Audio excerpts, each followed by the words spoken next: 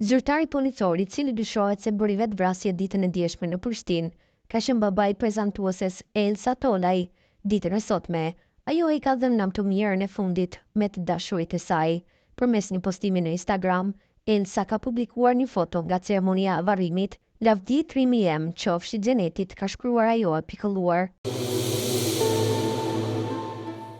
Një zyrtar policor i moshës 47 vjeç ka ndëruar jetë sot rreth orës 14:45 minuta në rrugën Ahmet Korenica në Prishtinë.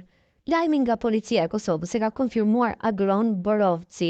Rreth orës 14:45 kemi pranuar informatën për një trup të pajet në rrugën Ahmet Korenica në Prishtinë.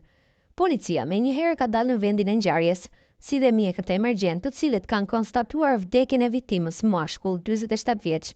Zyrtar policor, tha ai, mbështetur në informacionet e para nga vendi i ngjarjes. Përkuar ka element që sugjerojnë për vetvrasje, policia në koordinim me prokurorinë e shtetit ka nisur një hetim mbi vdekjen dhe me kujdes të shtuar po shqyrton të gjitha aspektet e rastit për ndërqimin e plot rrethanave të kësaj ngjarje tragjike, ka shtuar Borovci.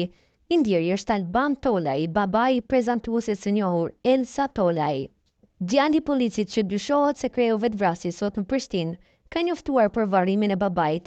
Benet Tolaj njofton se varrimi do të bëhet nesër në orën 16:20 në Pej. Ne si familje ju falenderojnë të gjithëve ata që ndajnë dhimbjen me ne në këto momente të vështira.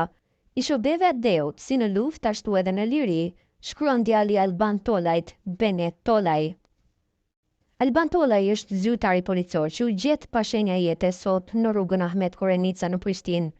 Rastin për insiderin e ka konfirmuar edhe policia e Kosovës, të cilët thanë se dyshohet se policia është vetvrarë.